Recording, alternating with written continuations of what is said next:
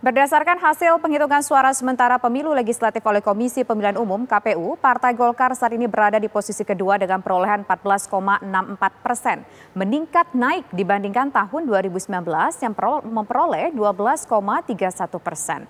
Partai Golkar bisa menggeser Partai Gerindra ke posisi ketiga, padahal Partai Gerindra memiliki ketua umum yang juga menjadi calon presiden, Prabowo Subianto.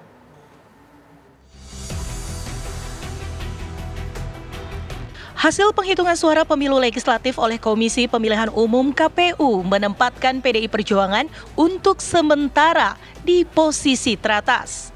Namun, meski menduduki posisi puncak, suara PDI Perjuangan diprediksi tidak akan mencapai perolehan suaranya seperti pemilu 2019.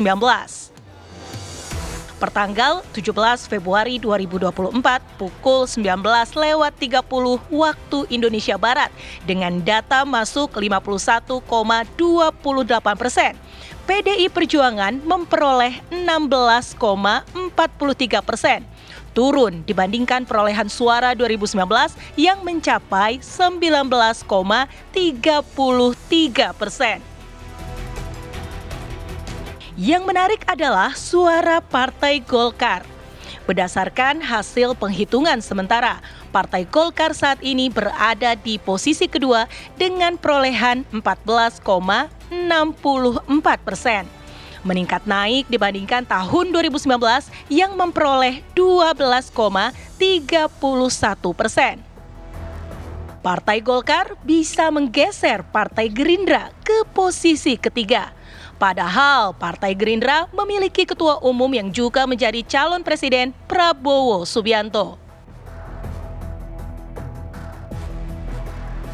Peningkatan juga terjadi pada Partai Kebangkitan Bangsa (PKB) yang berada di posisi keempat dengan perolehan 10,99%. Sementara di tahun 2019 PKB mendapat 9,69%. Partai Nasdem bisa mempertahankan di angka 9%. Sementara PKS berdasarkan penghitungan suara per 17 Februari berada di angka 7,49%. Padahal di Pileg 2019 PKS mendapatkan 8,21%. Ini membuktikan partai yang tidak mencalonkan kadernya sebagai calon presiden atau calon wakil presiden tidak serta-merta turun suaranya dalam pemilu. Pengamat politik Ujang Komarudin mengungkapkan, naiknya suara parpol juga karena kerja keras calon anggota legislatif di daerah pemilihan.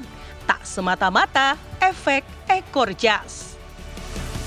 Nah, memang awalnya bisa jadi keempat partai tersebut, ya Golkar, PKB, PKS, dan Nasdem, ingin mendapatkan efek ekor jas atau koktail efek dari kandidat capres-cawapres yang diusung maupun yang didukungnya. Misalkan Nasdem, PKB, PKS tentu ingin mendapatkan efek koktail efek dari kandidat capres dan cawapresnya.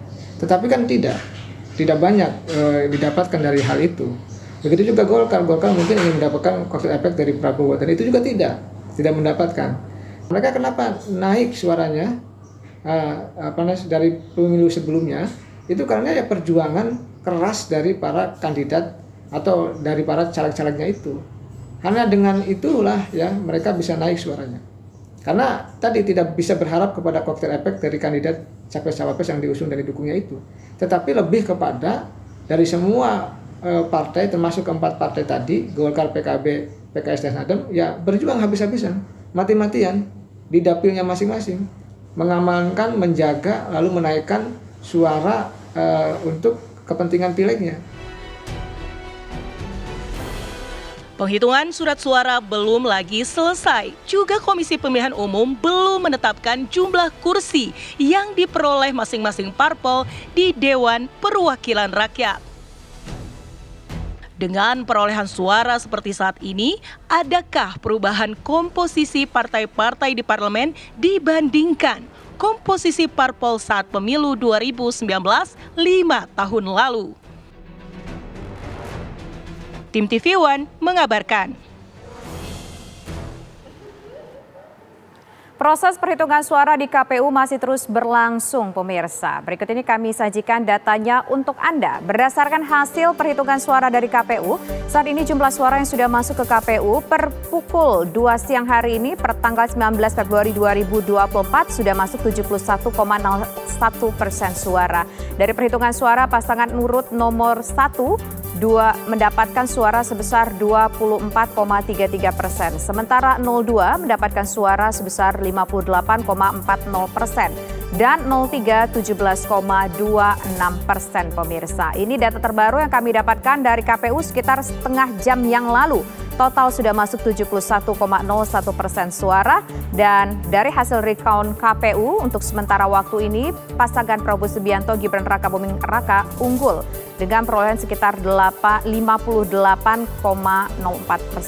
Sementara untuk pemilihan legislatif 2024, PDIP menempati posisi teratas yaitu sebesar 16,15%, disusul dengan Partai Golkar 14,38%, kemudian Gerindra 12,65%, dan disusul dengan PKB, kemudian Partai Nasdem, dan juga ada PKS dengan perolehan 7,48%, dan juga sejumlah partai lainnya. Ada Demokrat 7,33%, Partai Amanat Nasional 6,96%, Partai Persatuan Pembangunan 4,24%, Partai Solidaritas Indonesia 2,71%, Partai Persatuan Indonesia 1,62%, dan Perindo, pemirsa, 1,43%. Lalu juga ada Partai Hati Nurani Rakyat 1,22%, Partai Buruh 0,99%, Partai Garda Republik Indonesia 0,79%, Partai Umat 0,78%, Partai Bulan Bintang 0,65%, dan Partai Kebangkitan Nusantara 0,52%.